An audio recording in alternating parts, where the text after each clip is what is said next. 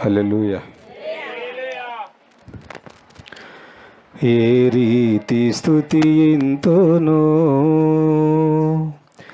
ఏ రీతి సేవింతునో, నేరములెంచని వాడా నాదు నజరేయుడా,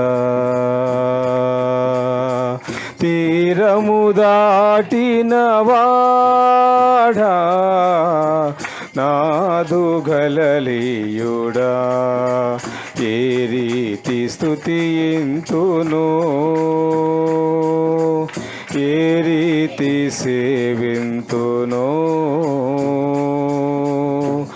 నేరములెంచని వాడా నాదు,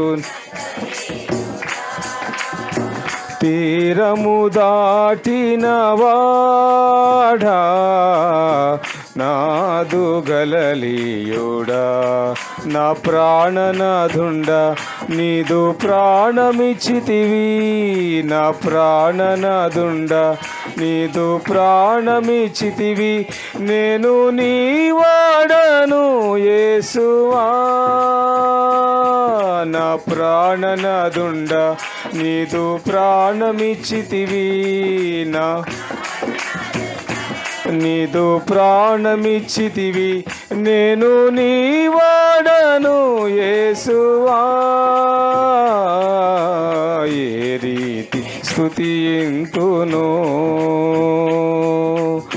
ఏ రీతి సేవింతునో, నేరములెంచని వాడా నాదు నజరేయుడా, తీరము దాటిన నాదు గలలీయుడా, వెదకినను ఇలా చేరితివి, వెంబడించగా పిలచితిని, రోత బ్రతుకును మార్చితివి, నీదు సుతునిగా చేసితివి, రోత బ్రతుకును నీదు సుతునిగా చేసితివి, నా ప్రాణనాథుండ నీదు ప్రాణమిచ్చితివి, నా ప్రాణనాథుండ నీదు ప్రాణమిచ్చితివి, నేను నీ వాడను యేసువా, నా ప్రాణనాథుండ నీదు ప్రాణమిచ్చితివి, నీదు ప్రాణమిచ్చితివి, నేను నీ వాడను యేసువా, ఏ రీతి స్తుతింతునో, ఏ రీతి సేవింతునో, నేరములెంచని వాడా నాదు నజరేయుడా, తీరము దాటిన వాడా నాదు గలలీయుడా, ఇంత ప్రేమకు కారణము ఎరుగనైతిని నా ప్రభువా, ఎన్న తరమా నీ ప్రేమ సన్నుతించుచు పాడెదను, ఎన్న తరమా నీ ప్రేమ సన్నుతించుచు పాడెదను, నా ప్రాణనాథుండ నీదు, నా ప్రాణనాథుండ నీదు ప్రాణమిచ్చితివి, నేను నీ వాడను యేసువా, నా ప్రాణనాథుండ నీదు ప్రాణమిచ్చితివి, నా ప్రాణనాథుండ నీదు ప్రాణమిచ్చితివి, నేను నీ వాడను యేసువా, ఏ రీతి స్తుతింతును, ఏ రీతి సేవింతును. నేరములెంచని వాడా, నాదు నజరేయుడా, తీరము దాటిన వాడా, నాదు గలలియుడా, మహిమనగరిని వీడి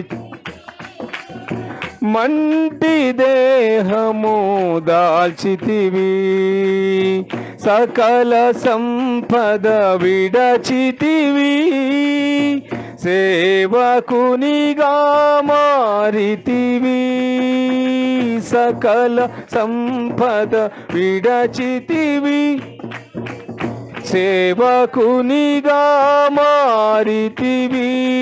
నా ప్రాణనాదుండ నీదు ప్రాణమిచ్చితివి, నా ప్రాణనాదుండ నీదు ప్రాణమిచ్చితివి. నేను నీ వాడను యేసువా, నా ప్రాణనాదుండ నీదు ప్రాణమిచ్చితివి, నా ప్రాణనాదుండ నీదు ప్రాణమిచ్చితివి. నేను నీ వాడను యేసువా, ఏ రీతి స్తుతింతును, ఏ రీతి సేవింతును. నేరములెంచని వాడా, నాదు నజరేయుడా, తీరము దాటిన వాడా, నాదు గలలియుడా. నా ప్రాణనాదుండ నీదు ప్రాణమిచ్చితివి, నా ప్రాణనాదుండ నీదు ప్రాణమిచ్చితివి, నీదు ప్రాణమిచ్చితివి. నేను నీ వాడను యేసువా, నేను నీ వాడను యేసువా, నేను నీ వాడను యేసువా. ఏ రీతి స్తుతింతును, ఏ రీతి సేవింతును. నేరములెంచని వాడా, నాదు తీరము దాటిన వాడా, నాదు గలలియుడా. హల్లెలూయా, హల్లెలూయా, హల్లెలూయా. మనమందరం లేచి నిలవబడి మన ఆరాధన క్రమంలో భాగంగా దేవుని వాక్యాన్ని చదువుకుందాం. కీర్తనల గ్రంథం 116వ కీర్తన. మనమందరం లేచి నిలవబడి దేవుని వాక్యాన్ని చదువుకుందాం. 116వ కీర్తన. దయచేసి అందరూ బైబిల్ తీయాలి. పిల్లలు పెద్దలు అందరూ కూడా క్రమంగా బైబిల్ తెరచి దేవుని వాక్యాన్ని నోటితో పలకండి. హల్లెలూయా. సుస్మిత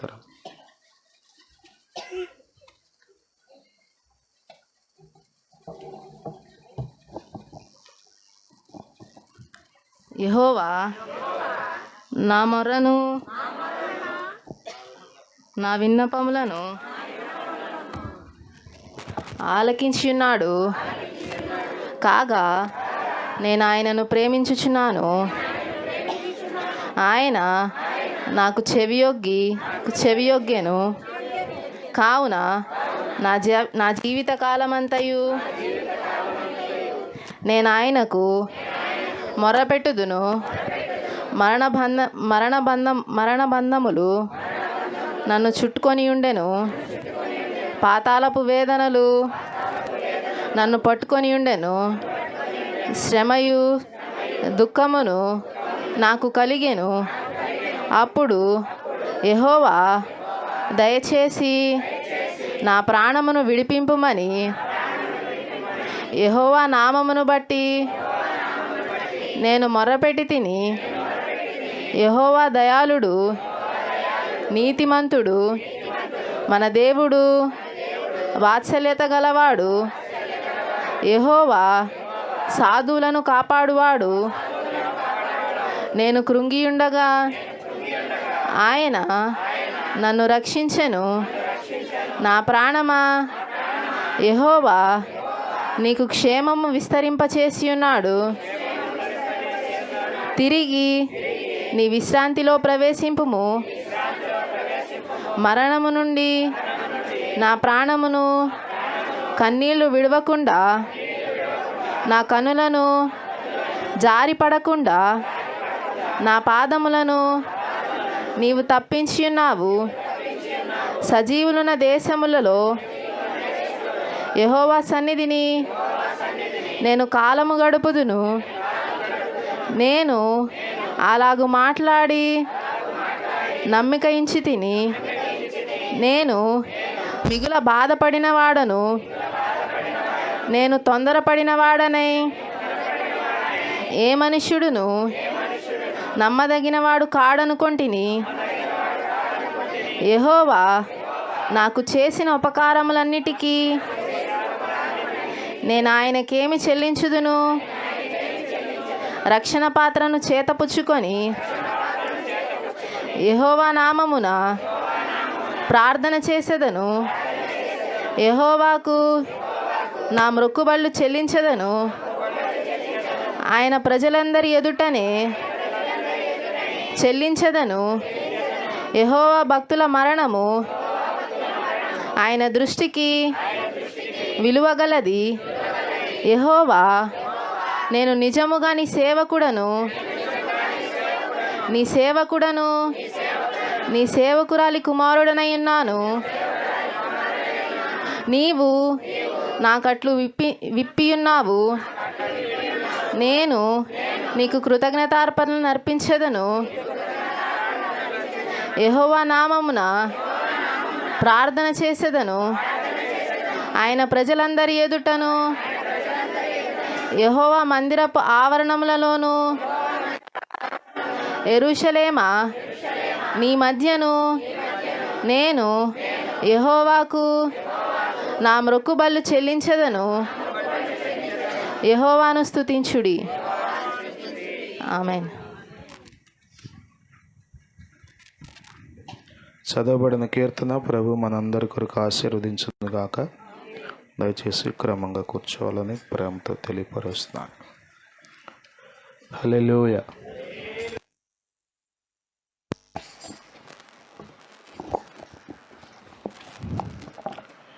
దేవుని పరిశుద్ధ నామమునకు మహిమ కలుగును గాక. ఆమేన్. హల్లెలూయా. ప్రభువైన యేసుక్రీస్తు నామములో ఈ పునరుత్థాన దినం దేవుని సన్నిధికి కూడి వచ్చిన మీ అందరికీ వందనాలు. దేవునికి స్తోత్రం. హల్లెలూయా. చదవబడిన కీర్తన 116వ కీర్తన. చాలా శ్రేష్టమైన అంశాలు ఇందులో ఉన్నాయి.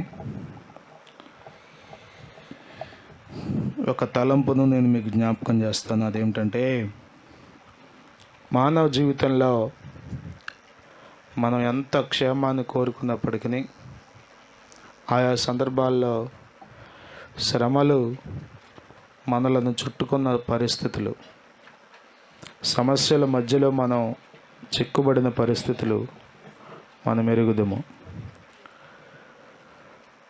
ఇక్కడ భక్తుడు కూడా సమస్యలు తను చుట్టుకున్నప్పుడు, వేదనలు తను చుట్టుముట్టినప్పుడు అతడు చేసిన పనిని మనం ఒకసారి ఆలోచన చేసి అందులో నుండి మనం కూడా నేర్చుకునే ప్రయత్నం చేద్దాం. 4వ వచనంలో 3వ వచనం చూస్తే 3, 4 వచనాలు. మరణ బంధములు నన్ను చుట్టుకొని ఉండెను, పాతాళపు వేదనలు నన్ను పట్టుకొని ఉండెను, శ్రమయు దుఃఖమును నాకు కలిగెను. అప్పుడు యెహోవా దయచేసి నా ప్రాణము విడిపింపుమని యెహోవా నామమును బట్టి నేను మొర్రపెట్టుతును. దేవునికి స్తోత్రం కలుగును గాక. హల్లెలూయా. మనకు అందరూ ఎప్పుడూ అందుబాటులో ఉండరు. సహాయకర్తలు కానీ, విమోచించేవారు కానీ, మేలు చేసేవారు కానీ, మనుషులుగా ఒక వ్యక్తి ఎల్లప్పుడూ మనతో అందుబాటులో ఉండరు. ప్రియమైన వారులారా, గమనించండి. రకరకాలైనటువంటి మరణ పరిస్థితులు, యాతనకరమైన అనుభవాలు, వేదనలు మనం కలిగి ఉన్నప్పుడు, చుట్టుముట్టినప్పుడు మనం చేయవలసిన పని ఏంటంటే ప్రార్థించుట. యెహోవా దయచేసి నా ప్రాణమును విడిపింపుము. చెప్పండి మాట, యెహోవా దయచేసి నా ప్రాణమును విడిపింపుము. కొద్దిమంది ఈ దయచేసి అనే పదాన్ని వాడక సమస్యలు తెచ్చుకుంటున్నారు. మనుషులతో కూడా వాడరు, దేవుని దగ్గర వాడరు. ఏదో దేవుడేదో మనకు అప్పు ఉన్నాడు అన్నట్టుగా, ఎందుకు చేయడం అన్నట్లుగా. ఎందుకో మరి నాకు అది వాక్యానుసారం అనిపించదు. దేవుడు కుమారులుగా చేశాడు మనల్ని, కానీ దేవుణ్ణి మనం ప్రార్థించేటప్పుడు బ్రతిమలాడుకోవాలి. యెహోవా దయచేసి నా ప్రాణమును విడిపింపుము.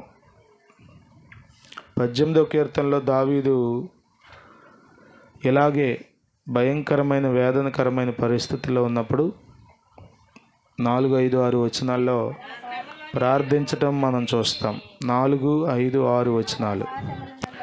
మరణ పాశములు నన్ను చుట్టుకొనగను, భక్తిహీనులు వరద పొర్లు వలె నా మీద పడి బెదిరింపగను, పాతాళపు పాశములు నన్ను అరికట్టగను, మరణపు ఊరులు నన్ను ఆవరింపగను. నా శ్రమలో నేను యెహోవాకు మొర్రపెట్టుదును. హల్లెలూయా, హల్లెలూయా, హల్లెలూయా. దావీదు గొర్రెల కాపరిగా ఉన్నాడు. తర్వాత దేవుడే సింహాసనం మీద ఎక్కించాడు. ఈ గొర్రెల కాపరి నుండి రాజుగా, చక్రవర్తిగా ప్రమోషన్ దొరికే మధ్యకాలంలో చాలా శ్రమలను ఎదుర్కొన్నాడు. ఇక ఈరోజే చివరి రోజు అనేటట్లుగా ప్రతిరోజు మారిపోయింది అతని జీవితంలో. కానీ ప్రతి సమస్య, ప్రతి శ్రమ, చుట్టుముట్టిన ప్రతి వేదన మబ్బు వలె తొలగిపోయేటట్లుగా దేవుడు దావీదు జీవితంలో గొప్ప కార్యం చేశాడు. దానికి కారణం దావీదు దేవునికి ప్రార్థించాడు. దేవుని స్తోత్రం. హల్లెలూయా, హల్లెలూయా. ప్రార్థించుట దేవుడు మనకిచ్చిన గొప్ప అవకాశం. ప్రార్థన చేయడం లోకంలో తెలియదు, ఇది అర్థమవుతుందా? ప్రార్థన చేయటం ద్వారా దేవుడు నిన్ను విడిపిస్తాడు, కాపాడుతాడు. నువ్వు ఎక్కడుండైనా ప్రార్థన చేయొచ్చు. ఏ ఏ ఏ భయంకరమైన స్థలంలో ఉండైనా సరే. కొన్నిసార్లు మనుషులు చేరని ప్రదేశాలు, కమ్యూనికేషన్ సిగ్నల్స్ అందని ప్రదేశాలు ఉంటాయి, నాట్ రీచబుల్.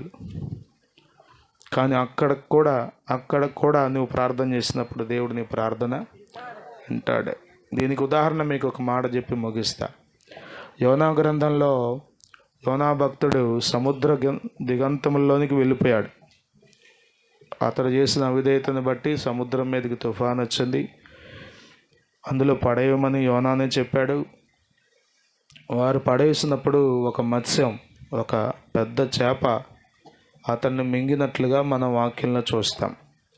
2వ అధ్యాయం యోనా గ్రంథం అంతా యోనా చేసిన ప్రార్థన మనకు కనబడుతుంది. దేవుని స్తోత్రం కలుగును గాక. ఎక్కడ నుండి చేశాడంటే మత్స్యము కడుపులో నుండి ప్రార్థన చేశాడు. హల్లెలూయా, హల్లెలూయా, హల్లెలూయా. చేప కడుపులో ఉన్నాడు. మీరు ఈ కీర్తనలో చాలా మాటలు అక్కడ కనబడతాయి. నన్ను చుట్టుకొని ఉన్నవి, నాచు నా తల మొత్తం చుట్టేసింది. మరణ బంధకాల మధ్యలోనే ఉన్నాను. ఇంకా నా పని అయిపోయింది అనుకున్నాను. ప్రభువా, నువ్వే నాకు సహాయం చేయాలి అని యోనా అక్కడ ప్రార్థించాడు. దేవునికి స్తోత్రం కలుగును గాక. హల్లెలూయా, హల్లెలూయా. పరిస్థితులన్నీ చేయి దాటిపోయినట్లు కనబడుతున్నాయా? ఇంకా ఏ దారి కనబడట్లేదు అనుకున్నావా? ఇక ఏ మాత్రం మేలు జరగదో, ఇక నా పరిస్థితి ఇంతే అనుకున్నావా? జీవితంలో ఓడిపోయాను అనుకున్నావా? ప్రభువుకు ఒక చిన్న మాట ప్రార్థన చేయి. నిశ్చయంగా ప్రభు నమ్మదగినవాడు. చదువుతారా మాట? 2వ అధ్యాయం 10వ వచనం యోనా గ్రంథం.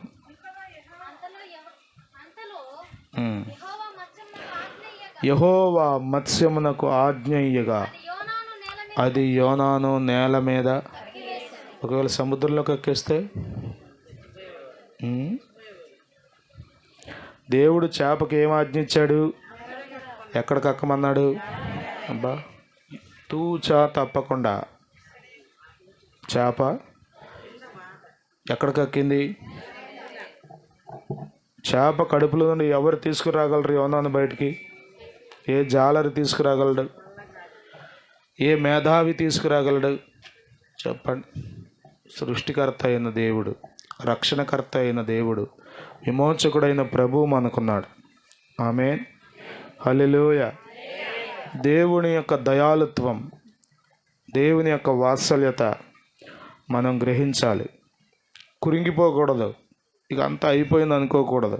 లోకంలో చాలామంది ఊరకే చనిపోతున్నారు. ఇక ఆత్మహత్య, ఇంకేమీ లేదు ఈ జీవితానికి అనుకున్నారు. ఎన్ని సమస్యలు నిన్ను చుట్టుముట్టినా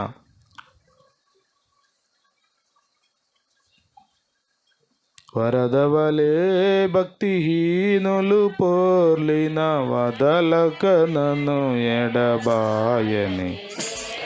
ఆయన వదలక విడువక నేను ఎడబాయక నీతో ఉండే దేవుడు ఆయన. హల్లెలూయా. అసలు ఇంకొక మాట ఏంటో తెలుసా? నువ్వు ఎప్పుడు నోరు తెరిచి ప్రభువా అంటావా అని ఆయన ఎదురు చూస్తున్నాడు. చెవి అక్కడ పెట్టాడు. నువ్వు ఎప్పుడు నోరు తెరిచి ప్రభువా అంటావా అని. ఈ మధ్యకాలంలో కోల్కతాలో ఒక ట్రైనీ డాక్టర్ చాలా భయంకరంగా చంపబడింది ఆగస్టు 9వ తారీఖున. ఆ రోజు నుంచి దేశం అంతా అల్లకల్లోలంగా ఉంది. వీళ్ళు కొంచెం వార్తలు చూసే వాళ్ళకి అర్థమవుతుంది. నేను అనుకుంటున్నా అలాంటి సిచ్యువేషన్లో కూడా నిశ్చయంగా ప్రభు ప్రార్థన వింటాడు. ఒకవేళ ఆమె ప్రభుని తెలిసిన వ్యక్తి అయితే ఆ రోజు ఆమె ప్రార్థన చేస్తుంటే దేవుడు కార్యం చేసి ఉండేవాడు. ఎందుకు ప్రార్థన? ఎందుకు మందిరం?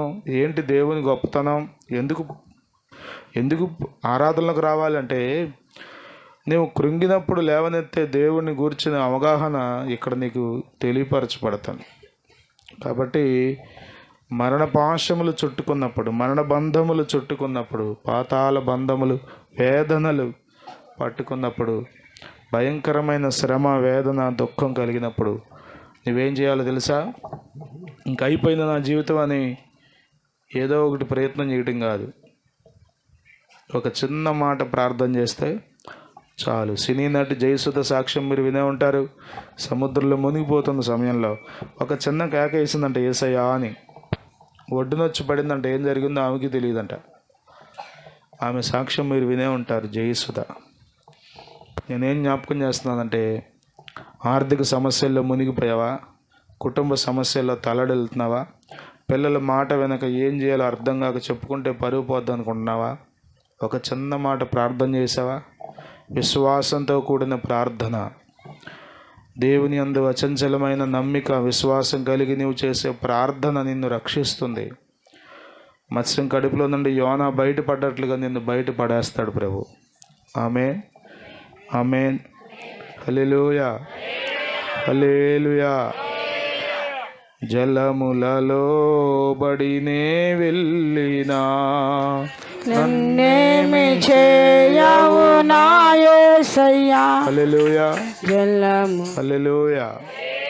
ఎలాంటి పరిస్థితుల్లో కూడా వెళ్ళినా ఏ జలములు ముంచలేవు, ఏ అగ్ని జ్వాలలు నిన్ను కాల్చలేవు.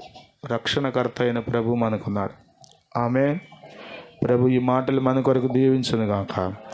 ప్రార్థించే కృపలో మనం నిలిచి ఉందము గాక. ఎలాంటి పరిస్థితి వచ్చినా హడావుడి పడిపోకుండా, ప్రభువా దయచేసి నాకు సహాయం చేయవా. నిశ్చయంగా ప్రభు మన ప్రార్థన నీవు ఎంత భయంకరమైన జీవితం జీవించినప్పటికీ ప్రభు నీ ప్రార్థన వింటాడు. హల్లెలూయా. దేవుని అండర్ ఎస్టిమేషన్ చేయకండి. దేవుని గురించి తక్కువగా పొరపాటుగా ఆలోచన చేయకండి. ప్రభు అందుకే ఆ తర్వాత వచ్చిన వాళ్ళు అన్నాడు ఏమనో తెలుసా?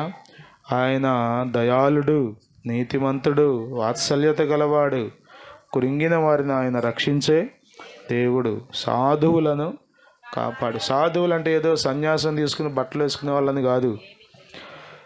మనకు తెలుసు కదా, సాధు జంతువు అంటాం. దేన్ని? సాధు జంతువులను వేటిని అంటాం? సింహాన్ని, పులిని, వీటిని అంటామా? అంటే సాధు అంటే అర్థమేంటో తెలుసా? లోకం దృష్టికి చేతకానితనం. కొట్టినా కొట్టడు, తిట్టినా తిట్టడు, ఏమీ అండవు, అట్లా చూస్తూ ఉంటారు. స్తోత్రం. అలాంటి వారిని ఎవరు కాపాడతారో తెలుసా? ఏముంది వీడి బతుకు, మాట్లాడటం కూడా రాదు వీడికి, సమర్థించుకోవడం కూడా రాదు వీడికి, ఏమీ తెలియదు అనుకున్నారా? ప్రభువు వారిని కాపాడేవాడై ఉన్నాడు. ఆమె ప్రార్థించే కృపలో మీరు ఉండాలి. ప్రార్థించటం నేర్చుకోవాలి. కృంగిన సమయంలో, ఒంటరి పరిస్థితుల్లో, ఎవ్వరూ లేనప్పుడు కదా. కొన్నిసార్లు మనకు ఫోన్లు కూడా ఎవరు ఎత్తరు. కొన్నిసార్లు ఫోన్లు కలవు, అసలు కలవు. ఎవరుంటారు అర్ధరాత్రి వేళ?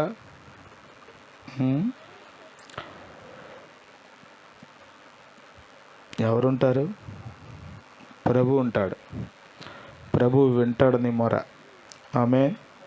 హల్లెలూయా. ప్రార్థించే కృపలో ఎదుగుదాం. ప్రార్థన చేయడం వలన ప్రభు నీ పరిస్థితిలో నుండి విడిపిస్తాడనే మాట మర్చిపోకండి.